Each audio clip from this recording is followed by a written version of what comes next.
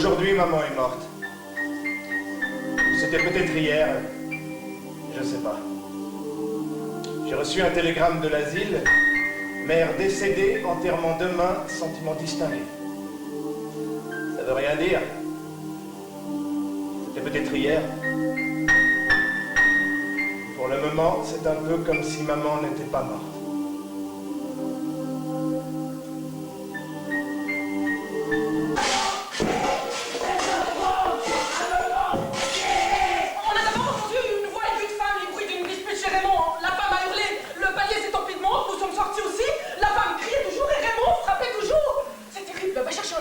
J'aime pas les agents. L'agent est arrivé avec un locataire de deuxième qui est plombier. Leur fille se précipite à la porte et a déclaré que Raymond l'avait frappé. L'agent m'a demandé mon nom. Raymond Synthèse, j'ai répondu. Il m'a dit, enlève ta cigarette de la bouche quand tu me parles. Raymond m'a regardé, il a hésité et il a tiré sur sa cigarette. Alors l'agent l'a giflé à toute volée d'une claque épaisse et lourde en pleine joue. La cigarette est tombée quelques mètres plus loin et Raymond a changé de visage. J'ai rien dit sur le moment. Et puis j'ai demandé si je pouvais ramasser mon mégot. L'agent a dit oui. Et puis il a ajouté, la prochaine fois, tu sauras que l'agent, c'est pas un guignol. La fille pleurait, elle a déclaré, il m'a tapé, c'est un macro. Monsieur l'agent, j'ai demandé, c'est dans la loi ça, de dire macro à un homme. Ils m'ont venu fermer ma gueule. Alors j'ai dit à la fille, attends petite, on se retrouvera. L'agent lui a dit de la fermer et que Raymond devait avoir honte d'être sous au point de trembler comme ça. Je ne suis pas sous, monsieur l'agent. Seulement je suis là devant vous et je tremble. C'est forcé. Il est resté un moment sans rien dire et puis je lui ai demandé comment son affaire s'était passée. J'ai fait ce que je voulais.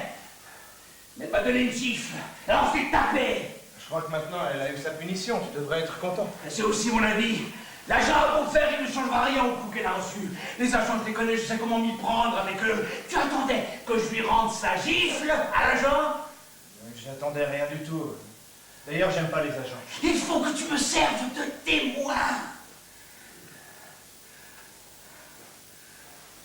Moi, ça m'est égal, mais il faut que tu me dises ce que je dois dire.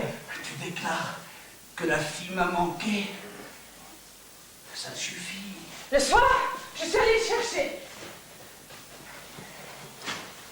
Est-ce que tu veux te marier avec moi?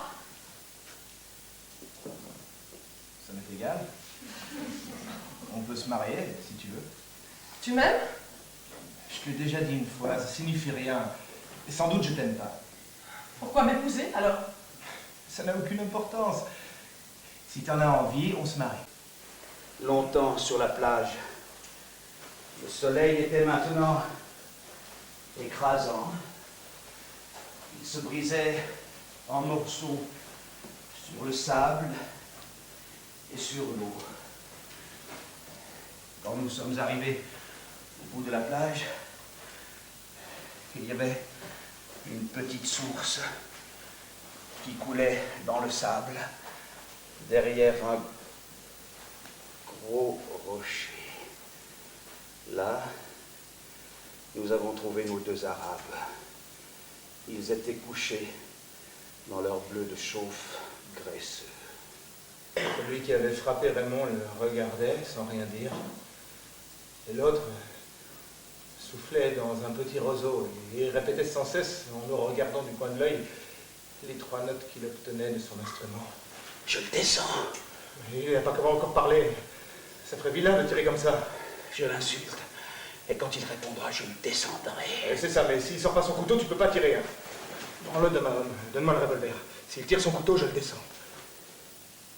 Quand Raymond m'a donné le revolver, le soleil a glissé dessus. Pourtant, nous sommes restés encore immobiles, comme si tout s'était refermé autour de nous. Nous nous regardions sans baisser les yeux, et tout s'arrêtait ici, entre le sable, la mer et le soleil. Le double silence de la flûte et de l'eau.